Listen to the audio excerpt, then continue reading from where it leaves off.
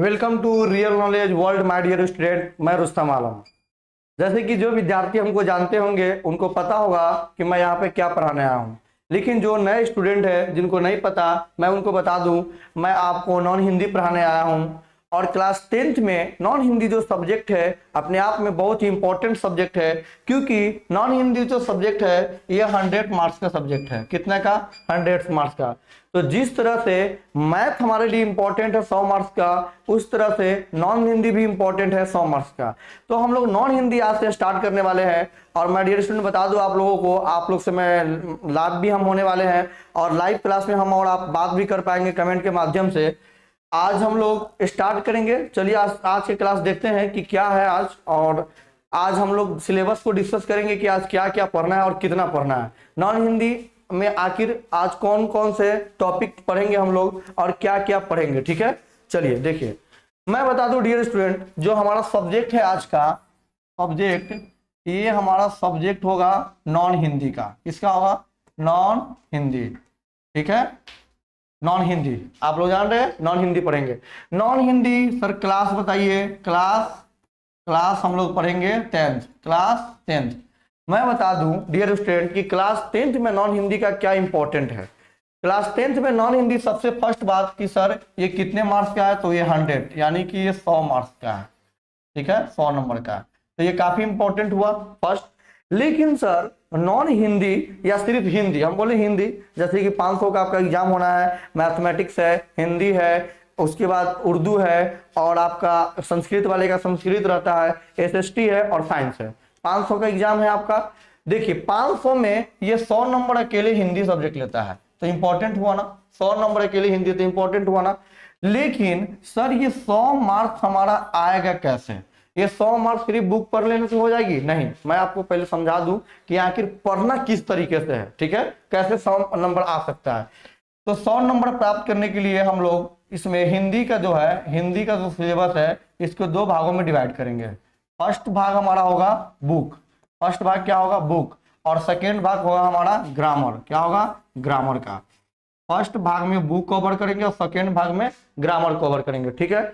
अब सुनिए, बुक जो है ना, ये अगर हम बुक की बात करते हैं तो बुक में हमारे नॉन हिंदी का 23 लेसन दिए हुए हैं। कितने लेसन है? 23 लेसन है। क्लियर क्लियर, 23 लेसन है। और ग्रामर में सर कितने टॉपिक है? तो ग्रामर में इसमें 15 टॉपिक हो जाएगा, 15 टॉपिक हम लोग क्लियर करने वाले हैं। और यहाँ से ये जो बुक है हमारा, जिसमें 23 गो लेसन हम लोग कवर करेंगे, ये हमारा 50 मार्क्स देगा। कितना मार्क्स देगा? 50 मार्क्स। और ग्रामर में 15 टॉपिक क्लियर करेंगे, ये ग्रामर हमारा देगा 50 मार्क्स। और 50 और 50 मिलाकर होता है 100 मार्क्स। क्लियर है? तो हम लोग ये जानेंगे कि सर इसमें ग्रामर में हम लोग क्या क्या पढ़ेंगे, कौन कौन से टॉपिक, और बुक में सर कौन कौन से लेसन है और उसके राइटर कौन है और वो कौन सी विद्या है, ये कवर करेंगे, ठीक है। तो अभी हम लोग फिलहाल बुक को डिस्कस कर लेते हैं, उसके बाद हम लोग ग्रामर को डिस्कस करेंगे, ठीक है। चलिए बुक को डिस्कस करते हैं, हम लोग आगे बढ़ते हैं। जैसे कि चलिए मैं यहाँ पे लिख दूं subject non Hindi, subject non Hindi. Clear. चलिए बात करेंगे हम लोग किसकी? सर बुक की। बुक के बात करते हैं। कितना लेसन था? 23 लेसन, ठीक है। बुक में ना अगर पूरा बुक को पढ़ लेते हैं, पूरा बुक के क्वेश्चन आंसर भी याद कर लेते हैं, ऑब्जेक्टिव याद कर लेते हैं, तो कोई बच्चा सोचता है कि सर पूरा बुक मेरे को आ गया तो 100 मार्क्स आ जाएगा, तो उसका थिंकिंग गलत है। बिकॉज पूरा बुक हमारा 50 मार्क्स से ही पूछा जाएगा। और 50 मैंने बताया आपको कि 50 ग्रामर का टॉपिक आएगा। 50 किसका टॉपिक आएगा? ग्रामर का टॉपिक आएगा। तो सर बुक में क्या क्या है? बुक में मैं बता दूं डियर स्टूडेंट, एक लेसन में जो है हमारा कविता है, 2 लेसन में जो है हमारा, पहले आज से करते हैं हम लोग, पहले लेसन को समझते हैं और लेसन में राइटर को समझते हैं, ठीक है। उसके बाद उसके एक एक लेसन को हम लोग ना क्लियर पढ़ेंगे। चलिए तो आइए यहाँ पे बुक के बात करते हैं। बुक में फर्स्ट लेसन जो है हमारा, बुक की बात करते हैं। फर्स्ट लेसन जो आपका बुक में दिया हुआ है वो दिया हुआ है, तू जिंदा है तो जिंदगी की जीत में यकीन कर। तू जिंदा है तो जिंदगी के जीत में यकीन कर, अगर कहीं ये स्वर्ग तो उतार ला जमी पर, ठीक है। ये फर्स्ट लेसन में आपका दिया हुआ है। सेकेंड लेसन क्या है मैं बता दूं डियर स्टूडेंट आपको, सेकेंड लेसन में है ईदगाह। क्या सेकेंड लेसन में? ईदगाह। यहाँ इलेजर थोड़ा सा ये गलती हो गया, सेकेंड लेसन में क्या है? ईदगाह है, ईदगाह। ठीक, थर्ड लेसन में क्या है सर? थर्ड में है आपका करमवीर, करमवीर। फोर्थ लेसन में क्या है? फोर्थ लेसन में पढ़ना हम लोगों को बाल गोविंद, बाल गोविंद भगत। ठीक है, और 5 में हम लोग पढ़ेंगे, 5 में क्या है? 5 में हुंड्रू का जलप्रपात, राइट। 5 में क्या पढ़ेंगे? हुंड्रू, हुंड्रू का जलप्रपात। क्लियर है। और 6 में हम लोग देखेंगे, 6 में क्या पढ़ेंगे? बिहारी की दोए। क्या पढ़ेंगे? बिहारी, बिहारी की दोए। और 7 में क्या है? 7 में आपका जो है वो दिया हुआ है ठेस। 7 में क्या है? ठेस। 7 में हम लोग पढ़ेंगे ठेस। और 8 में पढ़ेंगे हम लोग, 8 में है बच्चों की दुआ। 8 में क्या पढ़ेंगे? बच्चों की दुआ। क्लियर है। चलिए आगे देखिए, हम लोग 9th लेसन में सर क्या पढ़ने वाले बुक में? 9 में पढ़ने वाले हैं अशोक, अशोक का शस्त्र त्याग, शस्त्र त्याग। क्लियर है। और 10 लेसन में हम लोग पढ़ेंगे ईर्ष्या तू न गई मेरे मन से। ईर्ष्या, ईर्ष्या 10 में हम लोग पढ़ने वाले हैं ईर्ष्या, ईर्ष्या तू न गई मेरे मन से, मेरे मन से। 10 लेसन तक ले हमने जाना। किस तरह? 10 लेसन तक ले। लेसन का नाम क्या है? मैं बता दूं डियर स्टूडेंट, लेसन का नाम यही है जो मैंने अभी आपको पास लिखा। लेकिन इसका सर राइटर कौन है, इसको लिखा कौन है, और ये है क्या, ये भी जानना जरूरी। क्यों? अच्छा सर आप ये क्यों पढ़ा रहे हैं, ये चैप्टर का नाम हमको क्यों बता रहे हैं? डियर स्टूडेंट मैं आपको बता दूं कि सिर्फ राइटर का नाम और ये जो आपकी विद्या दी हुई है, यानी कि वो क्या है चैप्टर, वहां से क्वेश्चन बनता है आपका 5 से लेकर 6, यानी 5 या 6 क्वेश्चन हमारा यहाँ कंप्लीट हो जाएगा अगर हम लोग सिर्फ राइटर को समझ गए और उसको किसने लिखा ये समझ गए तो। अब ये कैसे सर, ये कैसे सर कि राइटर के नाम से या चैप्टर के नाम से क्वेश्चन बनता है? तो आपको पता होना चाहिए कि 100 नंबर का जब आपका पेपर होगा तो उसमें से 50% आपका ऑब्जेक्टिव का सिलेबस रखा गया है और 50% आपका सब्जेक्टिव का सिलेबस रखा है। हाँ या ना डियर स्टूडेंट, राइट। तो 50% ऑब्जेक्टिव कहां से आखिर आएगी सर? जब 50% ऑब्जेक्टिव है तो ऑब्जेक्टिव कहां से आएगी? वो यहीं से आएगी। ठीक है, मैं आपको भी बता दूं। चलिए थोड़ा सा आर्यन जी पानी दे दीजिए। चलिए हम लोग अभी देखते हैं एक लेसन में क्या है। चलिए अभी देखेंगे, एक लेसन है तू जिंदा है तो,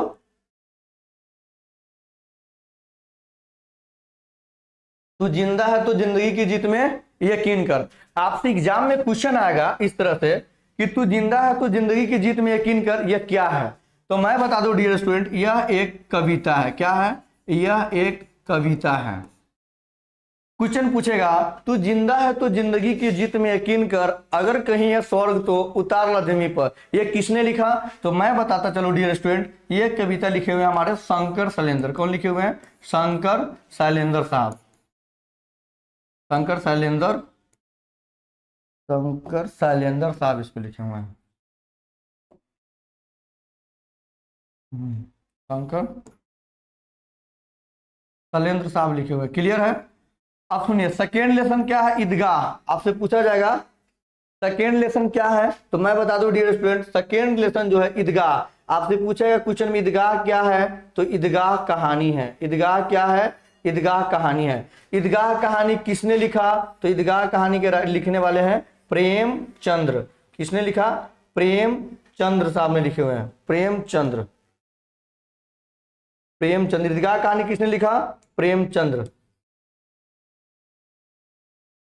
याद रहेगा, ईदगाह कहानी के लेखक प्रेमचंद्र। क्वेश्चन कैसे बनता है सर? अब यहां से मैं आपको बता दूं क्वेश्चन आखिर बनेगा कैसे। क्वेश्चन ऐसे बनेगा, आपको दिया रहेगा ईदगाह क्या है, ईदगाह क्या है, क्वेश्चन ये रहेगा। और ऑप्शन देगा, ऑप्शन नंबर 1 कविता है, ऑप्शन नंबर बी कहानी है, ऑप्शन नंबर सी जीवनी है, ऑप्शन नंबर डी निबंध है। तो आपको क्या टिक लगाना है कि ईदगाह क्या है? कहानी है। ईदगाह क्या है? कहानी। ऐसे क्वेश्चन बनता है। नेक्स्ट है थर्ड लेसन। थर्ड लेसन है करमवीर। आपसे पूछा जाएगा करमवीर क्या है, तो मैं आपको बताता चलूं डियर स्टूडेंट कि करमवीर एक कविता है। करमवीर एक क्या है, कविता है। करमवीर किसने लिखा, तो इसको लिखने वाले अयोध्या अयोध्या अयोध्या सिंह उपाध्याय हरिऔध अयोध्या सिंह उपाध्याय हरिऔध साहब इसको करमवीर को लिखे हैं। फोर्थ लेसन है बाल गोविंद भगत। आप यहाँ पर टोटल राइटर के नाम देख लिए, मैं नेक्स्ट पेज में आपको बताता हूँ फ्रेश से लिखकर, ठीक है। चलिए फोर्थ लेसन मैं आपको यहाँ पे बता दूं कि फोर्थ लेसन सबसे पहले इधर लिख देते हैं हम लोग क्या पढ़ रहे हैं, non Hindi, clear, non Hindi. चलिए फोर्थ लेसन क्या था, बाल गोविंद भगत। बाल गोविंद भगत क्या है, ये रेखा चित्र है। क्या है, रेखा चित्र है, ना तो कहानी है ना ही निबंध है, ये रेखा चित्र है। बाल गोविंद भगत क्या है, रेखा चित्र है। किसने लिखा, तो बाल गोविंद भगत लिखे हैं राम वृक्ष बेनीपुरी साहब। किसने लिखा, राम वृक्ष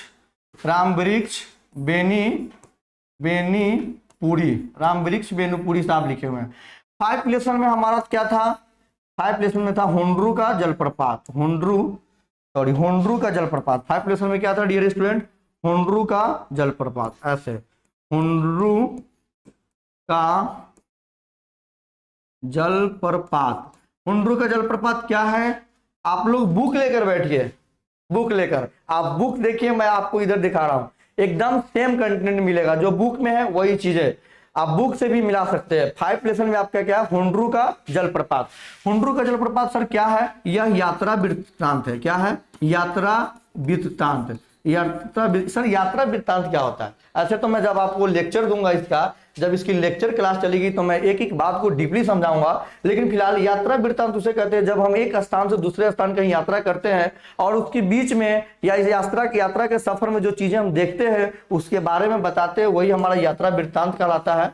ये हम लोग लेक्चर वाले क्लास में डिस्कस करेंगे इसके ऊपर। फिलहाल अभी ऑब्जेक्टिव की तैयारी कि हुंड्रू का जलप्रपात क्या है, एक यात्रा वृत्तांत है। किसने लिखा, तो इसका राइटर का नाम है कमता प्रसाद सिंह काम। इसको किसने लिखा, कमता प्रसाद सिंह काम साहब लिखे हुए हैं। सिक्स लेसन में हम लोग का क्या था, बिहारी के दोहे। ठीक है, ये क्या है सर, तो बिहारी की दोहे कविता है। क्या डियर स्टूडेंट, ये बहुत इंपॉर्टेंट सेशन है, यही सब तो ऑब्जेक्टिव है। आखिर सर ऑब्जेक्टिव बनाता कहां से बोर्ड, यही सब तो बनाता है। बिहारी की दोहे क्या है, फिर चार गो ऑप्शन रहेगा, एक ऑप्शन आपको टिक लगाना है कि बिहारी की दोहे क्या है, कविता है। किसने लिखा, तो ये स्वयं बिहारी साहब लिखे हुए हैं, तो इसका राइटर नेम भी हो जाएगा बिहारी। सेवेंथ लेसन में हम लोग ने क्या देखा था, ठेस। अच्छा ठेस से एक बात मैं आप लोग से पूछता हूँ, ठेस जानते किसे कहते हैं, आप लोग शायद ये जानते होंगे कि हाँ सर जब हम लोग कहीं जाते हैं तो अचानक से किसी चीज से टकरा जाते हैं तो हमें ठेस लग जाती है, एक वो ठेस होती है। लेकिन जो चैप्टर है ना, ये वो ठेस नहीं है, ये वो ठेस है जो हमको किसी की बातों से, किसी की गलत बात बोल देने से जो हमारी मन की, हमारी भावनाओं को जो ठेस पहुंचती है, आहत पहुंचती है, ये दरअसल उस ठेस की बात है। और वो ठेस सिरजन को लगे हुआ है इस कहानी में, हम लोग जिक्र करेंगे, बहुत बेहतर ढंग से पढ़ेंगे। फिलहाल ठेस क्या है आपसे पूछा जाएगा, तो ठेस कहानी है। ठेस क्या है, कहानी है। ठेस कहानी को सर किसने लिखा, तो इसको फणीश्वर नाथ रेणु साहब लिखे हुए हैं, नाथ रेणु। ठेस कहानी किसने लिखा, फणीश्वर नाथ रेणु। हम लोग आगे देखेंगे, आगे कितना लेसन देखा था हम लोग, 7 के बाद देखा था 8 में क्या था, बच्चों की दुआ। ये क्या है सर, तो बच्चों की दुआ एक कविता है। बच्चों की दुआ क्या डियर स्टूडेंट, एक कविता है। किसने लिखा, तो ये लिखे हुए हैं मोहम्मद इकबाल साहब लिखे हुए हैं। ठीक है, क्लियर समझ में आ रहा है डियर स्टूडेंट। एक बहुत इंपॉर्टेंट, यकीन मानिए ये आपका ऑब्जेक्टिव की तैयारी हो रही है, बहुत इंपॉर्टेंट सेशन है। चलिए आगे हम लोग 8 तक देख लिए। 9 में मैंने आपको क्या पढ़ाया था, 9 में आपको मैंने पढ़ाया था अशोक का शास्त्रत्याग। अशोक का शास्त्रत्याग, इन्होंने किस तरह से अपने हथियार को त्याग दिया था इसके बारे में बताया गया है। आप लोग अशोक को जानते हैं ना, ये वही अशोक है जो महान थे, और जैसे कि आपको पता है कि जो पूरे वर्ल्ड में थ्री ही ग्रेटेड पर्सन में गिनती होते हैं, जिसमें से एक अशोक साहब भी हमारे हैं। अशोक, सिकंदर और एक मुगल डायनेस्टी के बादशाह अकबर बादशाह, जो दुनिया के 3 सबसे ग्रेट पर्सन में से है। तो अशोक को हम लोग जानेंगे आखिर इन्होंने अपने शस्त्र को यानी अपने हथियार को कैसे त्याग दिए, कैसे छोड़ दिए, क्या घटना घटित हुई कि इन्होंने अपने हथियार को छोड़ दिए, जिनके नाम से ही दुश्मन कांप जाया करते थे, लेकिन इन्होंने भी आखिरकार में इनको छोड़ ही दिया हथियार को। क्यों, वाई? ये बहुत बढ़िया ये दिया हुआ एकांकिकी। ठीक है, आपसे पूछेगा अशोक का शास्त्र क्या है क्वेश्चन, तो ये एकांकिकी है। क्या है? एकांकिकी है। ठीक है, एक नाटक के दृश्य से बताया गया है कि अशोक किस तरह से पद्मा के सामने झुक जाते हैं और अपना शस्त्र को त्याग कर देते हैं। तो अशोक का शास्त्र क्या है? एकांकिकी है। किसने लिखा? वांशीधर श्रीवास्तव। किसने लिखा? वांशीधर श्रीवास्तव। इसका राइटर का जो नाम है वह है वांशीधर श्रीवास्तव। वांशीधर श्रीवास्तव साहब लिखे हुए हैं। उम्मीद करते हैं कि आपको समझ में आ रही होगी। ठीक है, हम लोग आगे पढ़े थे 10 लेसन में। मैंने आपको क्या सिखाया था? 10 में मैंने आपको बताया था ईर्ष्या। 10 में क्या है? ईर्ष्या। ईर्ष्या तू न गई मेरे मन से। 10 में यही था, ईर्ष्या तू न गई मेरे मन से। तो ईर्ष्या तू न गई मेरे मन से, ये पहले स्तर कौन सी विद्या है? तो ईर्ष्या तू न गई मेरे मन से, ये निबंध है। ये क्या है? यह निबंध है। निबंध है। ईर्ष्या तू न गई, निबंध उसे कहते हैं जो किसी के ऊपर लिखा जाता है। निबंध वह है, सॉरी ईर्ष्या वह है, ईर्ष्या तू न गई मेरे मन से क्या है? निबंध है। सर ये किसने लिखा? आखिर इसके राइटर कौन है? तो इसका राइटर है रामधारी सी दिनकर। इनको दिनकर साहब लिखे, रामधारी सी दिनकर। क्लियर है डियर स्टूडेंट? रामधारी सी दिनकर। अच्छा एक बात बताइए, अभी तक हमने जितना लेसन आपको पढ़ाया है 10 तक हमने डिस्कस किया आपके साथ। 10 तक में अगर मुझसे पूछा जाए ना कि सबसे सर आपका बेस्ट और सबसे इंपॉर्टेंट इसमें कहानी में, निबंध में, ऐसे में कौन सबसे बेस्ट है, तो मेरा सबसे बेस्ट ऐसे जो है ना वो यही है, ईर्ष्या तू न गई मेरे मन से। दिनकर साहब अगर चाहते तो ये सिर्फ यही लिख सकते थे चैप्टर का नाम ईर्ष्या, लेकिन इन्होंने क्या लिखा? तू न गई मेरे मन से। यानी कहीं ना कहीं वो ये बात का जिक्र कर रहे हैं कि ये दूसरों साथ मेरे मन में भी थोड़ा मेरा रहती है। और यकीन मानिए ये ईर्ष्या जानते हैं आप? ईर्ष्या किसे कहते हैं? मैं बता, ईर्ष्या मतलब होता है जलन। जब हम किसी और को चीजों को देखकर और उसके बारे में जो मेरे पास नहीं है उसके पास है, गलत कमेंट करते हैं, गलत बातें बोलते हैं या उसके प्रति अच्छा भाव नहीं रखते, यही सब ईर्ष्या कहलाता है। जब हम चैप्टर डिस्कस करेंगे ना, ये चैप्टर ईर्ष्या, तो यकीन मानिए आपको बहुत सारी नई चीज सीखने के लिए मिलेगा। दिनकर साहब जो बता कर गए हैं, शायद हम लोग को पढ़ना चाहिए इस चीजों को, बहुत बेहतर है। उम्मीद करते हैं कि इसको बहुत बेहतर ढंग से लेक्चर किया जाएगा कवर। तो आज हम लोगों ने अभी क्या देखा? 1 लेसन से लेकर 10 लेसन तक, ईर्ष्या तू न गई मेरे मन तक। ठीक है, मैं उम्मीद करता हूं आपको ये सेशन, आपको ये क्लास समझ में आया होगा। अगर समझ में आया है, सुनिए, मैं आज हम लोग इस तरह से क्लास कर लिए है, लेकिन मैं आपको उम्मीद दिलाता हूं कि बहुत जल्दी हम लोग लाइव रहने वाले हैं और आप हमसे बात कर सकते हैं मैसेज के माध्यम से, और मैं आपका मैसेज पढ़ सकता हूं और आप कमेंट करके जरूर बताइएगा कि आज का क्लास कैसा लगा। ठीक है, आपका कमेंट का इंतजार रहेगा। अगर सेशन अच्छा लगा हो तो आप लाइक कीजिए, अपने फ्रेंडों में शेयर कीजिए और अपने दोस्तों को बताइए कि हम लोग रियल नॉलेज वर्ल्ड से क्या है, पूरे हिंदी को कवर करने वाले हैं, नॉन हिंदी को, और मेरे साथ पूरे ग्रामर को कवर कीजिएगा आप। अगर आप लोग कहिएगा तो मैं मैथमेटिक्स का सीरीज लेकर भी आ सकता हूं, मैथमेटिक्स। ठीक है, फिलहाल अभी नॉन हिंदी और ग्रामर की हम बात की है। अगर आपकी डिमांड हुई, आपको मेरी क्लास पसंद आई, तो मैथमेटिक्स भी मैं पढ़ा सकता हूं, उर्दू भी पढ़ा सकता हूं आपको। ठीक है, उसके बाद आपका जो बस सब्जेक्ट बचा, एसएससीटी बचा और साइंस बचा। अगर आपका कमेंट आया तो हम इसके बारे में भी डिस्कस करेंगे। फिलहाल इतना सारे चीज अभी हम लोग नॉन हिंदी कवर करेंगे। जिस तरह से अभी मैंने, देखिए हिंदी जो है ना, हिंदी में 23 लेसन है, लेकिन मैंने आपको सिर्फ 10 लेसन बताया है। अभी हम लोग और लेसन का डिस्कस करने वाले, वो नेक्स्ट वीडियो में डिस्कस करेंगे। आज के लिए इतना ही रहने देते हैं। पहले मैं आपके कमेंट देख लूं और आपके राय देख लूं कि इतना आपको समझ में आ रहा है वीडियो। तो आज के लिए रहने देते हैं इतना ही। Thank you so much for watching my dear student. Okay, take care.